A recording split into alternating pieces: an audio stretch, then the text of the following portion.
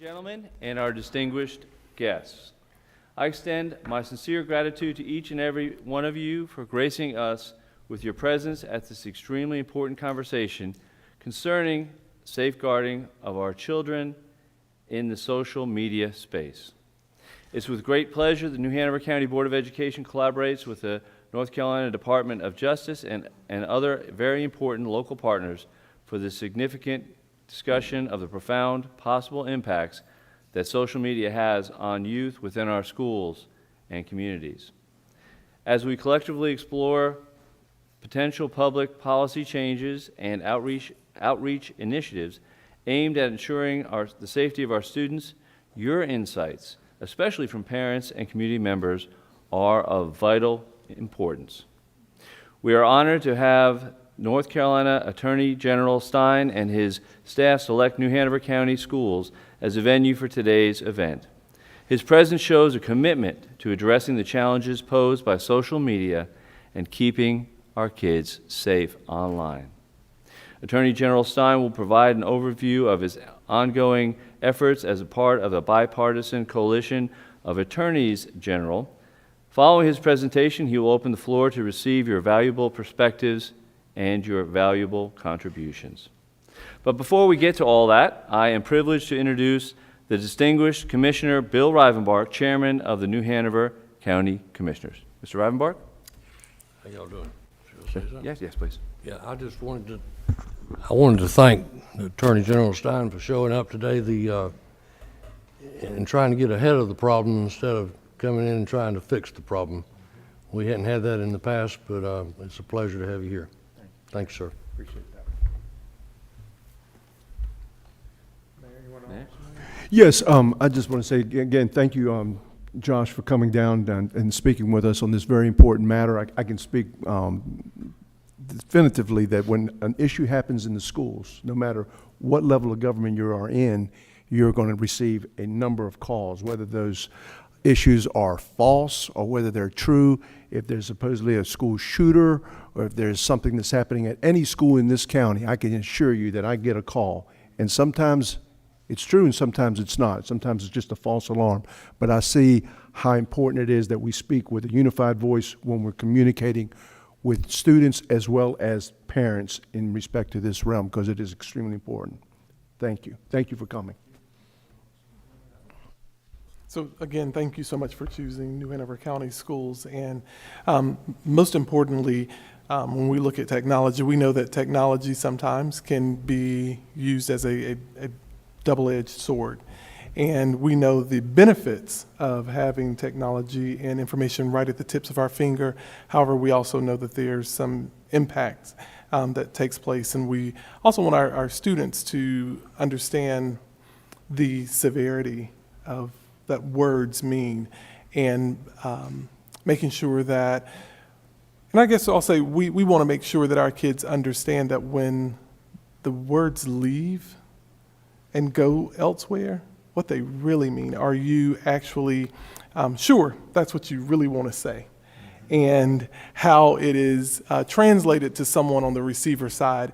And again, we have steps that are in place here, but we are most thankful that you are looking in statewide for social media, because I think that is something that is a hindrance for kids, and I'll say that the bullying side of it and how it impacts the well-being of students. So thank you again. Absolutely. Thank you all for being here. Thank you for being such important leaders for the folks in New Hanover County. We're here talking about our young people. There we go. And, you know, the U.S. Surgeon General, these are not my words, but the U.S. Surgeon General has described what is a youth mental health crisis. Kids all across this country are experiencing depression, anxiety, weight loss, suicide ideation, actual suicide at rates without precedent. And in fact, suicide is now the number 2 leading cause of death for 10 to 18-year-olds in this country. And for every person who dies by suicide, there are literally dozens and dozens who end up in an emergency department, and thank goodness do not perish. This youth mental health crisis is happening at the exact same time that social media is exploding among young people. 95% of young people aged 13 to 17 use social media platforms. 95%. For kids who are 8 to 12, understand 8 to 12 is the age below which the law, most of these social media platforms have restrictions of 13 and over. But for the 8 to 12, 40% of them are on social media platforms. And when you look to see how much they're on them, it's breathtaking. Middle schoolers are averaging 5.5 hours a day on screen.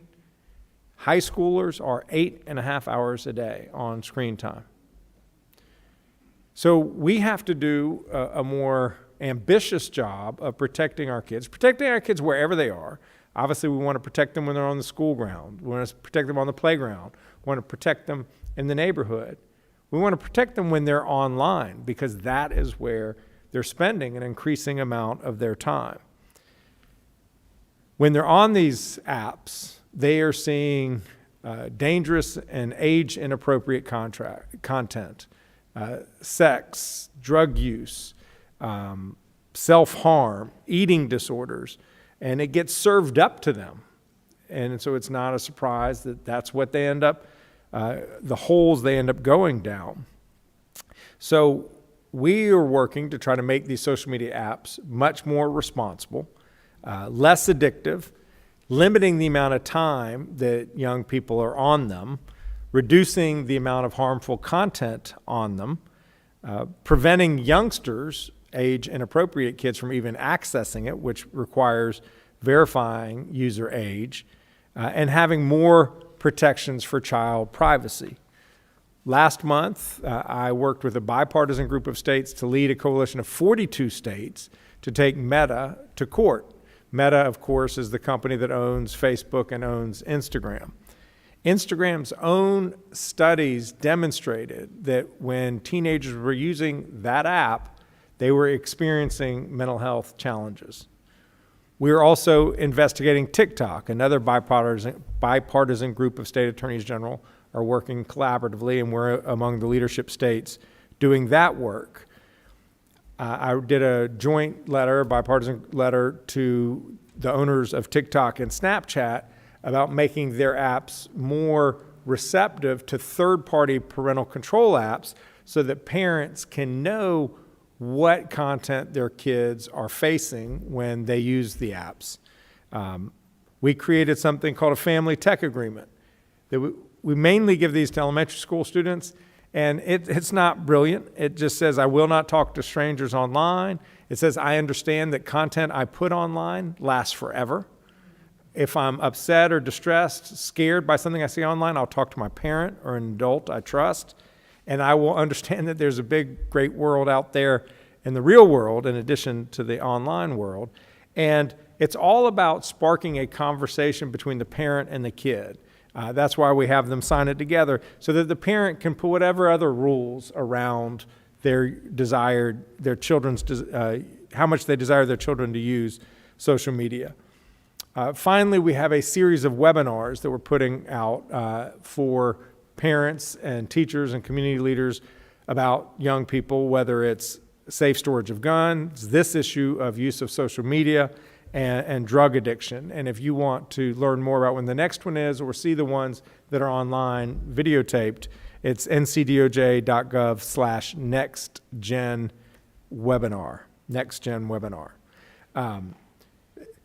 For the old heads like Bill and me, this is hard stuff because these didn't exist when we were kids, let alone the internet, let alone social media. And so for parents, we're always playing catch up with our kids. We did a roundtable like this in Guilford County, and one of the parents said that their kid's a special needs kid, but they need to have a telephone with the kid because of their issues. They have to be able to communicate with their child, but their child is just a wizard around them on social media. And the parents are always trying to figure out, what can I do? But the kid knows all the end runs. Which makes it very difficult to be a parent in this era. what research shows is that strong relationships between parents and their kids are the best protection. And so making sure that we're fostering those kinds of adult-child relationships. And it's also true with the relationships they have at school, having a trusted relationship with a teacher, having a trusted relationship with a counselor. That's why it's urgent that we have a sufficient number of school counselors, of school nurses, of school social workers to support the work of our teachers and principals and other administrators. Because if we care about the kids, we also have to care about the people who protect the kids. And that's what our educators and administrators do in our public schools. So this is really meant to be a discussion. We wanted to set the table with some of the issues that we're familiar with, but we want to hear from you about a number of questions. What kinds of social media are your kids using? What are the impacts that you're seeing, whether the impacts are at home or the impacts are at school? And oftentimes on social media, those things blur because stuff that happens at home gets brought to school the next day. What are you doing at home? What are you doing at school to limit the negative impacts? And what do you want from the state, from the county, from the school board, from the city? What can we be doing to support you all? And really what is your most important charge, which is raising your kids, and our most important obligation as public officials, which is making sure young people are safe, happy, and healthy. So that's really what the discussion's about. And I don't know, Laura, if somebody's going to have something to walk around the room to. I'm talking about like a microphone to call on people. Okay, do you want people to walk over up there, or are we going to hand the mic around? Do you have a mic? Yeah, okay, we'll do that. Anybody want to start us off? And by the way, I'll say hello to my friend Deborah Dix Maxwell. Deborah, thank you so much for being here.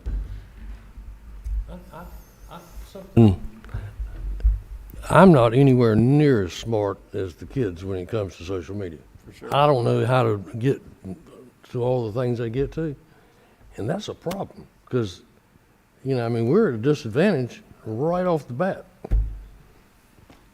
And I'll say that because I hear frequently, well, raising a child is a parent's responsibility, and this is the parent's responsibility.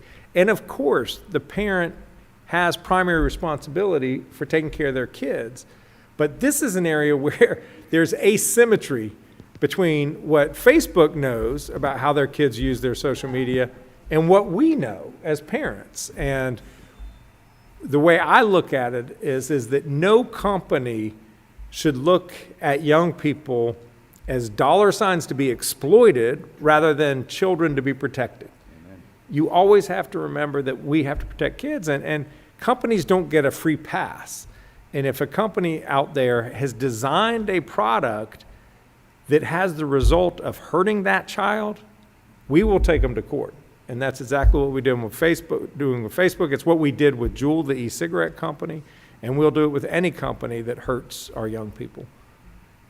And we need kind of structural protections because I genuinely believe that technology, because once you figure out Instagram as a parent, your kids are on Snapchat.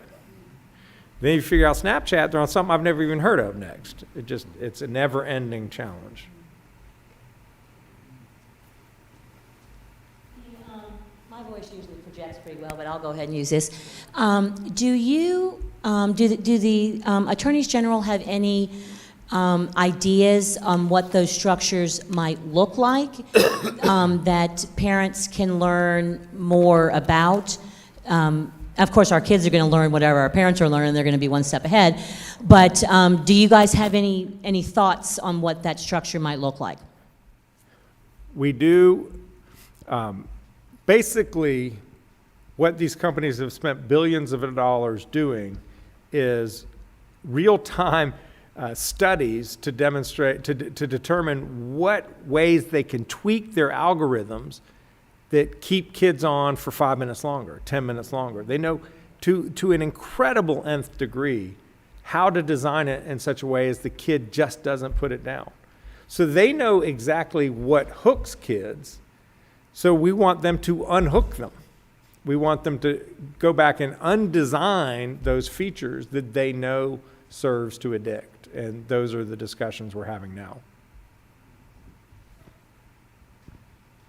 Thank you for having this, being the grandmother of 2 young men. And the youngest, when I didn't have YouTube on the TV in his room, he said, I'll go as a guest. That's concerning. So you say they figure out ways. I heard you mention a number of attorney generals had joined in the suit with you. That's right. But I did not hear the number 50. So will it be more credence if everyone will go on board? And has there been any consideration, like you can't drink unless you're a certain age with ID specific throughout the United States, of making sure there's certain parameters before a child can enter something that a parent has a blocker like that? And I know they'll figure a way to get around it, but has there been any considerations like that? Yes, absolutely, Deborah. There are 42 states that brought action. 8 did not. I mean, basically, it's up to each state to determine what to prioritize or not. 42 is a large number to bring action at the same time, and so there's no question that we have the attention of Facebook and TikTok. And so, you know, we would welcome their participation, but that doesn't slow us down.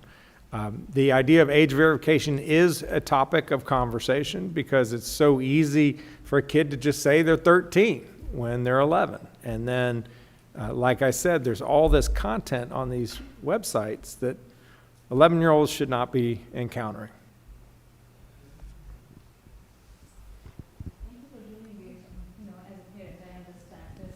Emergency. This is the real emergency right now, and we have to really figure out, do you guys have ideas how you're going to do it or scale it at the middle school level? You know, I have a middle school and a high schooler. So for high schoolers, I don't know how it's going to happen because their homework comes, they have to really do everything on the phone, and smartphones are needed.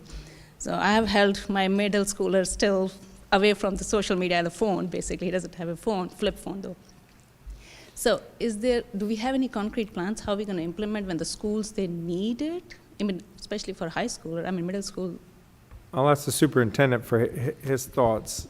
I've been to 2 school systems where they've actually instituted this year a policy where there are no phones in the school, that when they come in the morning, they put it in a box and then they get it at the end. And they thought that there was going to be a revolution, you know, because kids have become so addicted to their phones that it's like, you can't take it from me.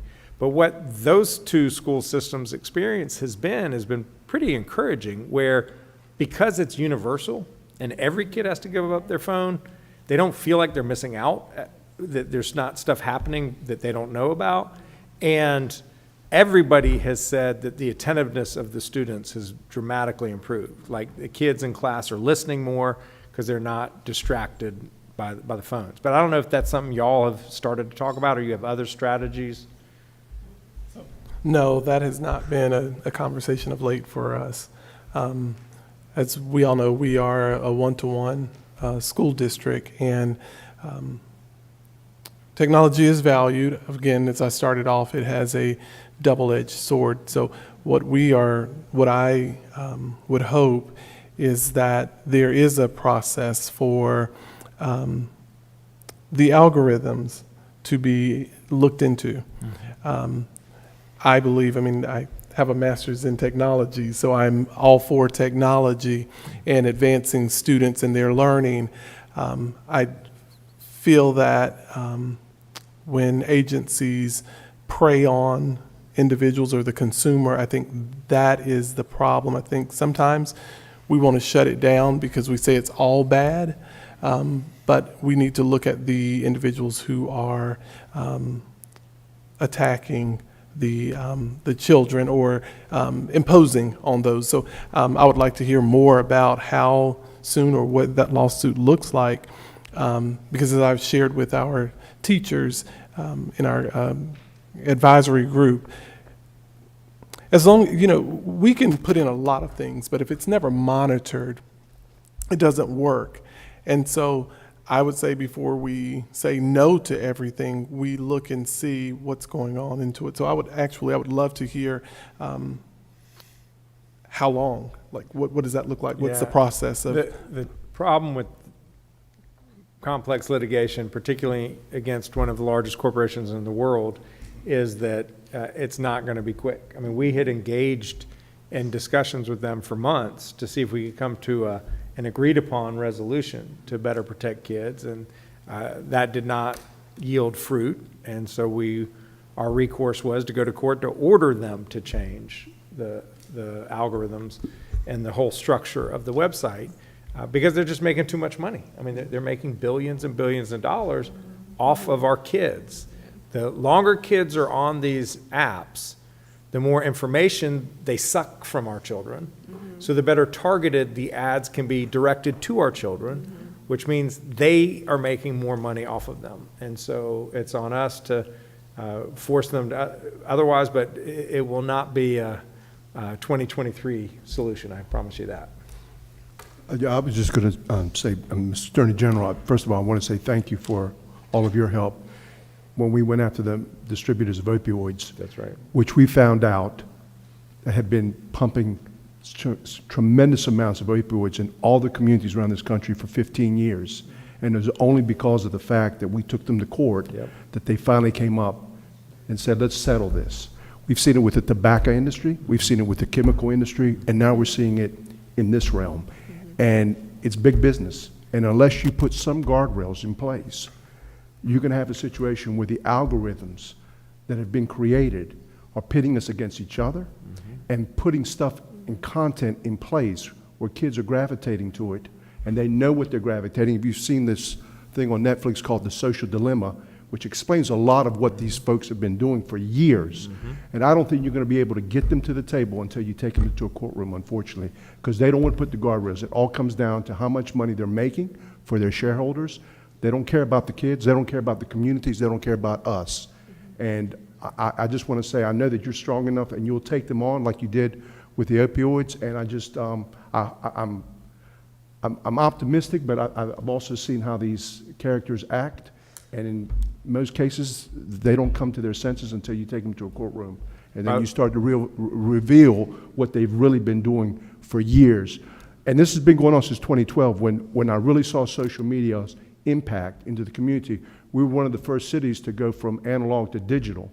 And at that time, the FCC chairman told me, he says, you will see an application that will come forward.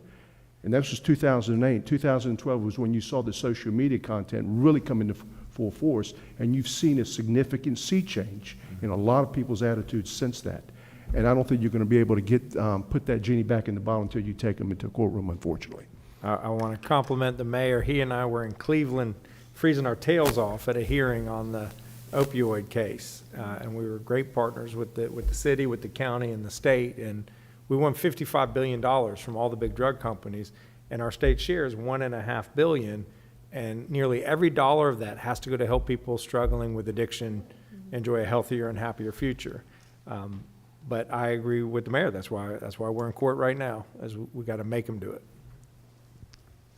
Hi, thank you, by the way, for this. This is wonderful. My name's Ann Lindberg. I teach at UNCW. I'm a painter, so I teach students art. And so I guess I really appreciate you attacking the companies and making them change. I was wondering if perhaps we could do more education around the role of dopamine. Like, I think that I just read this wonderful book called Dopamine Nation by Anna Lemke. She's a psychiatrist at Stanford. And she talked about how dopamine is like a teeter-totter, the way it works in our bodies. And if you push it too hard towards pleasure, that pain comes back hard on the other side. And so what this is dopamine. It's like a dopamine delivery device, essentially. And if you teach children, and maybe if there was more of an education campaign around the role of dopamine, because it's not, like you said, I mean, like who else are we suing, right? The drug companies. It's like a dopamine nation. It's a huge problem. And so there's just so much dopamine available. If we could educate children about the role of dopamine in their bodies, maybe that would be a way to attack it from the education perspective as well. Yeah, I think that's the kind of information that would really be helpful for parents to understand, Yeah. to motivate them to take the measures necessary to protect their kids. I mean, it's no different, honestly, for the impact on adults if you watch Fox News or MSNBC. I mean, what they're doing each is they're just pushing that button on your head to outrage you, whether you're outraging you to the right or outraging you to the left, because they want outrage. Because the more outraged you are, the more you do it and tune in. And it's all about eyeballs on the TV screen, eyeballs on social media. First off, Mr. Attorney General, I want to thank you so much for coming here to New Hanover County, as always. But to raise this topic, to bring a statewide voice as well as a national voice to this. Like any problem, first you have to identify it, which is exactly what you're doing. So thank you for your leadership on this. Also in this is something as a parent of 3 now adult children and 5 grandchildren, which I still can't believe myself, but I recognize the problem, and also in my own life, the kind of dominance that having that phone or social media surrounds us in all ways. But I really think that part of the answer is going back to the root problem, which is partly why you're here at the school board. It's starting that conversation with our children and our school-age children here. And I'd be really interested, Dr. Faust, you mentioned before that we hadn't thought about, having children, put our kids in school, put their phones into a basket, or I'm sure there's another term for that, as a starting out point.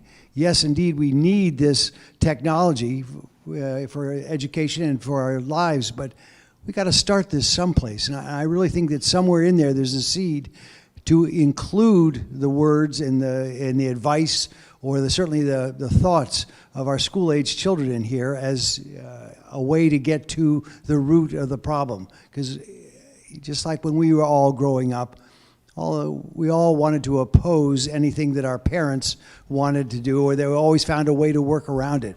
Somehow we have to find a way of bringing them into this conversation.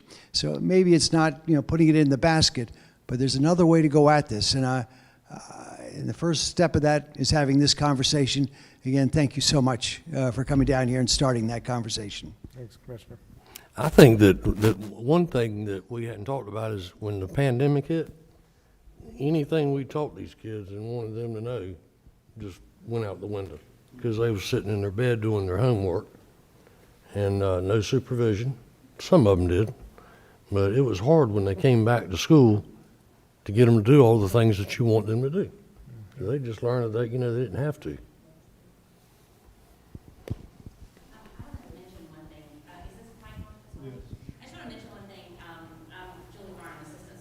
Here for New Hanover Schools. And I want to mention, we've had a couple of great questions and comments about parent information. This year we launched our Parent and Caregiver Academy, and we have been including many different types of sessions that are really important for parents in their increased involvement in their child's education. We're partnering with the Assistant District Attorney that really handles juvenile cases as well, from our county's district attorney office, and really working with our students, helping them understand the grave consequences of some types of social media behavior, such as sending nude pictures, and that can result in what would be a felony if you were an adult, but still serious consequences as kids. And then also working with Trillium Health Services in our area to bring in student education that also involves parent education, called Sold Out Youth, that really helps kids understand the dangers of social media with the access to drugs, and very dangerous drugs such as fentanyl. So we've got some really important components of parent education going on. So I want to encourage any parent to share Parent and Caregiver Academy. We have a whole website dedicated to it, and sign up for our sign up to be on the listserv so you get workshop information. That sounds great. Yes, hi. My name is Judy Justice, and I'm a retired educator. I've actually sat on the local school board here. I am in a unique situation because of my age, and I started teaching in the early 90s, and watching the advent of cell phones and how it's affected kids for 30 years now. Thank you very much for your bringing up the dopamine.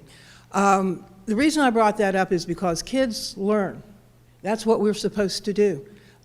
What I'm thinking is we need courses, just like any other part of society that's important for them to develop and be successful. We need as a society, North Carolina, counties, whatever, to start developing courses at a very young age, mandatory, right up through high school, explaining the effects of social media on the brain and how the algorithms work and what the purpose of it is. That, to me, seems like the most logical outcome for the kids' end. On the other end, I was listening to you said there was 42 states that are currently bringing cases against these abusers, and they are abusers, and they're literally trying to put profits over our children's mental health. Is there anything on a national level? I know what's been going on in Congress is a little crazy and hard to focus on, but is there anything in Congress right now on the national level aimed at these abusers holistically to try and stop this, because this is a horrible abuse of our society as far as our children go? There are proposals in Washington about how to improve the privacy protections for young people online. One of the claims, by the way, in our lawsuit against Facebook is violating the federal Child Online Privacy Protection Act, because you need to get consent of the parent for any information you get from somebody under the age of 13, and they're not doing that. I'm not optimistic that Congress will act anytime soon. And so that's one reason why I felt compelled to bring the lawsuit. But this is one company, and there is TikTok, and there is Snapchat, and there is everything else that's to come in the next 6 to 12 months that we don't even know about yet. And so I would be I would very much prefer to have a uniform set of effective rules. Hey. Congress, yes. So I am very appreciative you guys are actually working on this. And I would say what the mayor said, the genie is out of the bottle. I think this is a generational problem we're coming to terms with now. I think what it's going to take is all of us on every level, a school board, whether it's a policy that, because we had a town hall probably a couple months ago, and at the table I was at, that was the discussion the whole time was, what do we do with the cell phones in school? So on the school level, we could probably look at different solutions. On the state level, I mean, I don't know how you're going to restrict them, because privacy, I think we don't have it anymore, I don't think. It's sad to say. But I think if we get the word out, if we talk about it more, if we say parents have a certain amount of responsibility, the school district has it, grandparents, parents, whatever it takes, it's going to be very hard. The UK was working on something about a digital privacy bill of rights. I don't know that we could ever do that now, because I think we've been online for so long now. I think it's going to take a campaign of all of us just figuring out what we can do to play our part. And we essentially carry around computers with us all the time. And I know we do as a school district. I think we restrict some of the websites you can go on. But the distraction of the phones, I think that's something maybe a school board we can do on that level to maybe not get kids to be looking at their phones in class. Mm-hmm. But I do agree with Dr. Faust. Technology's here. We are one-to-one now. So as long as they're in our buildings, then we can control so much. But we're going to need everybody to help, because there's no way that we on our own can stop it. It's like I said, genie is out of the bottle. So whatever you can do, if it's a campaign of spreading information about what we all individually can do, that would be helpful. Mm-hmm. That's my feedback.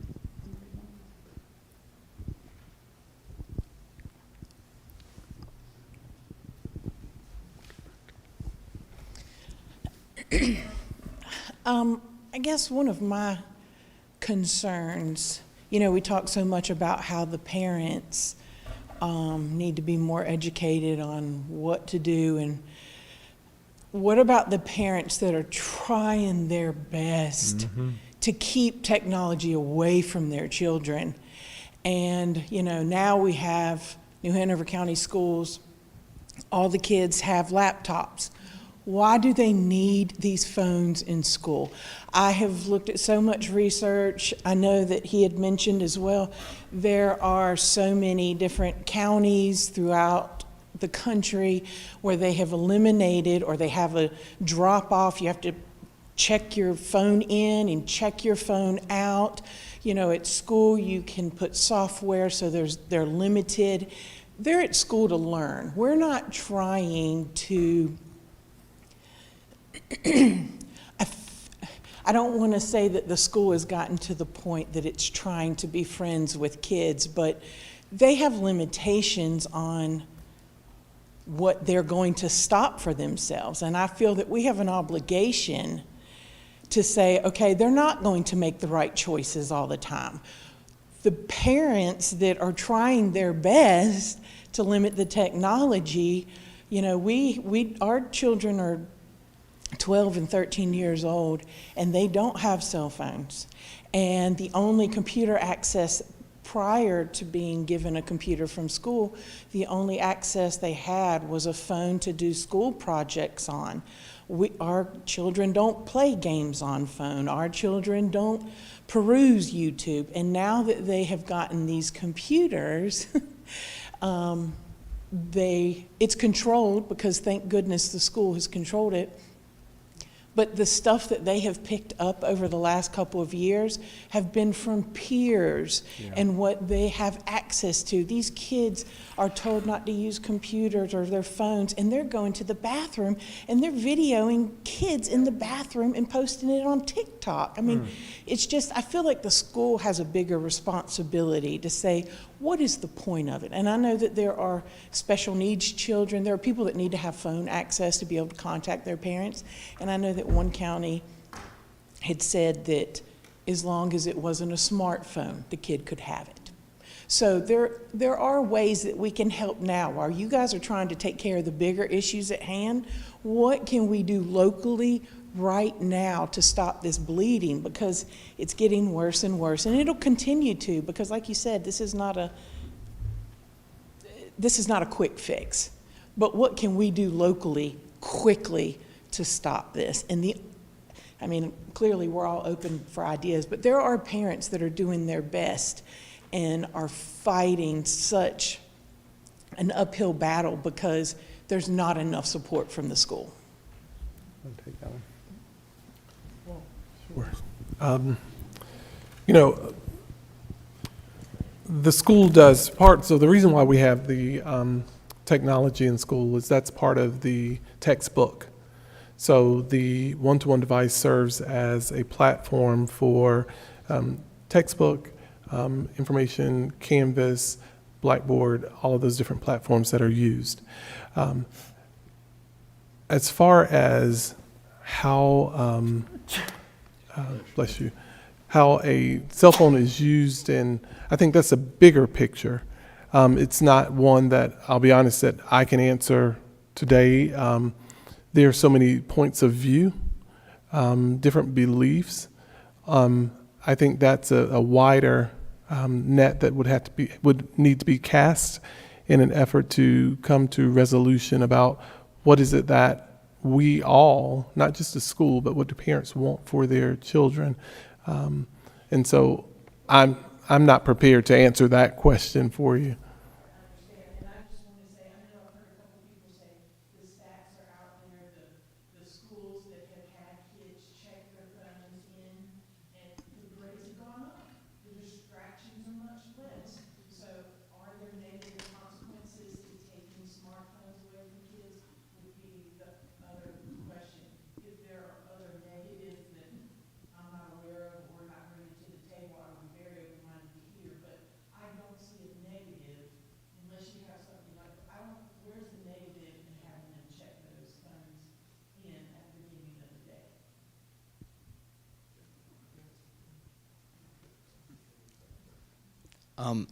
Yeah, so actually you're saying, is there like a quick fix?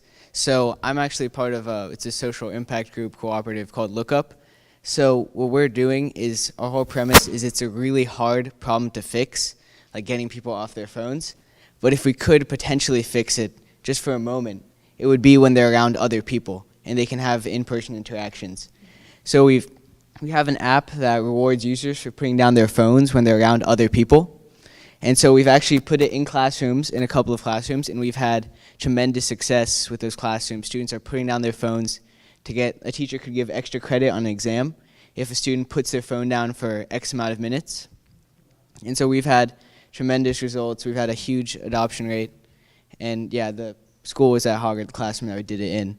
And we've had great results. And the app itself is approaching 500,000 minutes of people putting down their phones when talking to other people.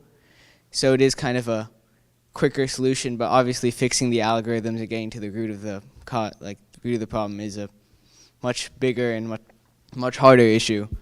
But Lookup is at least addressing one aspect of it, is that the lack of social interaction is a big factor to causing that, the depression and the loneliness that comes from screens.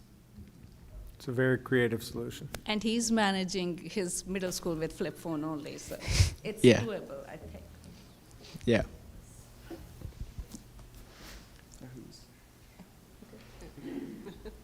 Here you go. So, Josh, thank you for being here. So kind of twofold, right? I'm a 51-year-old guy, 2 kids. I was sitting beside my son yesterday watching our beloved Cincinnati Bengals. And as plays unfolded, he was on X, picking up what was going on and the immediate feedback. I mean, 13 seconds after the play happened, it was already posted on X. So, so amazing how quickly that happens, right?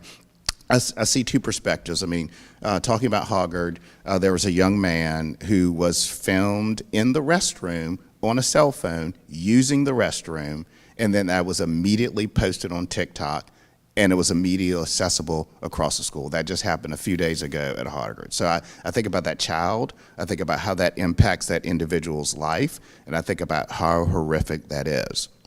On the flip side, I think, I want my kids to have access to their cell phones, because if there's a dangerous situation on the Hoggard campus, if something is going on, the fastest way for them to know is through social media and for them to be informed on their phones. And so as a parent, I kind of see it both ways. I feel for this child that occurred, that situation happened to, but I also think about my kids' overall safety, and I want them to have their phones in their hands, and I want them to be able to communicate with me as their parent to let me know what's going on. So just some feedback.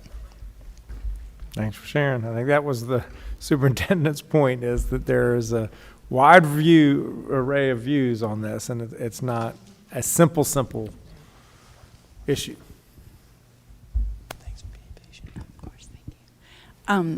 So I appreciate the opportunity to come together. I think there's there's missing students here. I'm a parent of a high school student, and I'm also a social worker who advocates quite regularly for students in this district. And their voices are important, and I think oftentimes we don't want to hear what they have to say.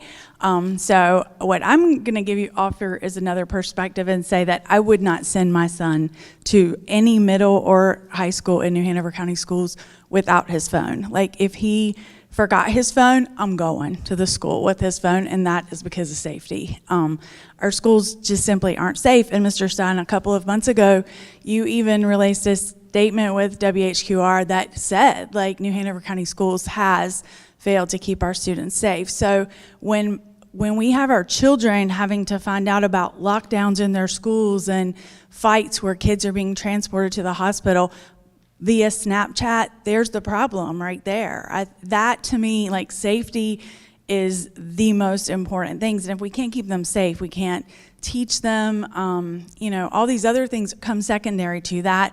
And like, the reality is that a cell phone is our lifeline to our kids. I mean, I can't, not just my own kid, but kids that I work with, like, hundreds of times during a regular school day are texting because of unsafe situations, kids ODing at their school. We could talk about it all day long, but I think to take that out of the equation and act like it's just as simple as kids wanting to be cool and keep in touch, that's not what they're doing a lot of times on school. And I'm not naive enough to think that some of that doesn't go on, but I know for my own son, he did not want a cell phone. He still is not active on social media, although he is logged on. So when there's a fight 2 buildings down in his school, he does see it on Snapchat, and I'm glad about that, so that he can keep his own self safe, because unfortunately, and he has some amazing teachers, but unfortunately there are not enough of them, and they aren't able to keep our kids safe. So I think that that's an important thing that we should acknowledge and discuss. And I definitely think when we have meetings like this, we need to have more students and less politicians, because I've been in meetings. We had an excellent equity summit last year, but we didn't listen to what our kids were telling us, and that they were telling us why they sometimes even bring weapons to school. And I think we need to hear that. So I just want to throw that in. Thank you for the comment. Thank you. Hi, my name is Janet Tucker. I'm a school social worker in an all-girls school here in Wilmington. And so I see firsthand exactly what you're saying in terms of the mental health needs of our students, and I especially see how it impacts girls. And I think that if you look at the data, you will see that we are increasingly having more girls that are engaging in self-harm, suicidal ideations, girl bullying or mean girls have reached a record high now with social media. And so I really worry about the young women in our community and the impact that social media is having on them. My question to you is, and I appreciate what you're doing on the legal side of addressing this, and I think I have some of the concerns that some of these other individuals said about what's being done on a broader level. And I wonder about this on a state level. Is there any collaboration or partnership between you and the state assembly in trying to tackle this? Because I think that we know that Congress takes a long time to get anything done. We know that legally you could be tied up in court for years with Facebook. So what's being done on a state level? What's being done to recognize the problem and to address it, and even within the school systems, meeting the mental health needs of our students? A great question on the meeting the mental health needs of students. One major step forward and one step not yet taken this year. The step forward is, thanks to the advocacy of literally thousands and thousands of people and organizations, North Carolina finally expanded Medicaid effective December 1st. And that not only provides health insurance to hundreds of thousands of North Carolinians who did not have it, those people can now access health care that they would otherwise not have been able to afford. Because we accepted the federal government's offer, we got an additional $1.4 billion to invest in mental health resources across the state. That's on top of the $1.5 billion that my office won for substance use, which is obviously a form of mental health challenges.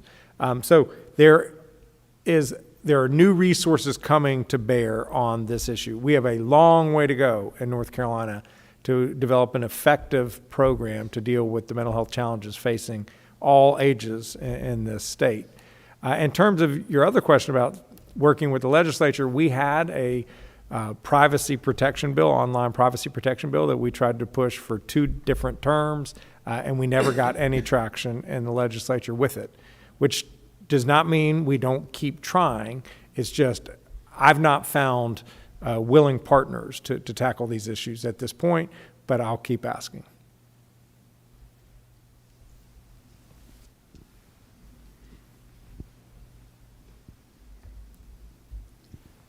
Yes, hi. I'm Chris Mickiewicz, and I'm a retired psychiatrist, actually. And in my previous life, I had worked as a medical director at a defunct LMEs from before, local management entities. And as part of what I did is we had instituted DBT programs, which is dialectical behavioral therapy programs. Those are usually used for already diagnosed kids, but you can also use a new version of that for kids that are not diagnosed, just regular kids, and as part of their health class, to teach them how to coping skills, basically. And that's at the basis of a lot of the issues that you had talked about: how to deal with drugs, how to deal with conflict, addiction, suicidal thinking, whatever leads to addiction. So I think if something like that, and we had tried it actually in a couple of the counties, Caswell County and Alamance County, and there was a small number of people, of course, it still has to be proven, but it was increased rate of attention, increased grades, decreased alcohol use in those few sets of kids. So I was wondering if something like that, teaching kids how to cope with different problems and strange emotions, would be helpful in the education system. I think so. I'd be welcome to hear the superintendent's perspective. I mean, basically, there are so many issues that our kids are confronting today that are new. I mean, when we were younger, there was drinking, there was smoking, there were sexual relations. All those things exist time immemorial. But now there are all kinds of drugs that we couldn't have even imagined. All these synthetic drugs, many of which potentially fatal. And there's social media, which obviously never existed when we were kids. So they do face challenges that we did not have to confront.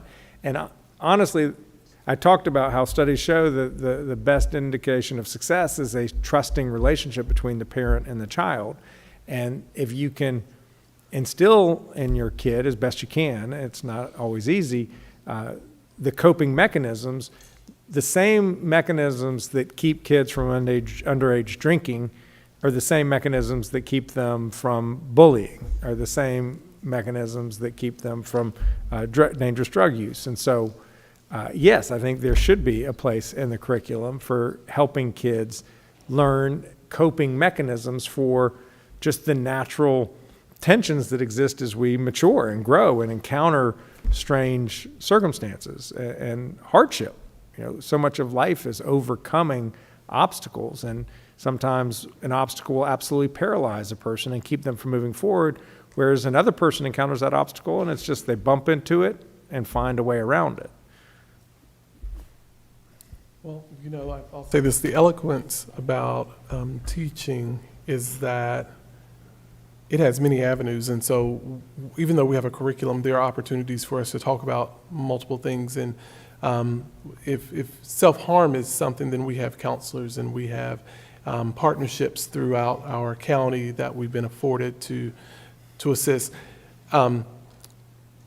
I believe, and I can stand on this, that students who are in need of help, we have the resources in our county to support them. And that's what's great about our district and our county, that those who are in need of help, we are able to support them. And so when there's a student who, of course, oftentimes we don't know that a student may be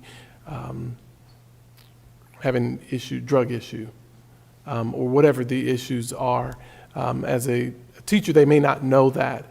So we have to also work with parents and communicate with parents, and so that if they aren't sure where to go get support, we can help direct them to through those avenues.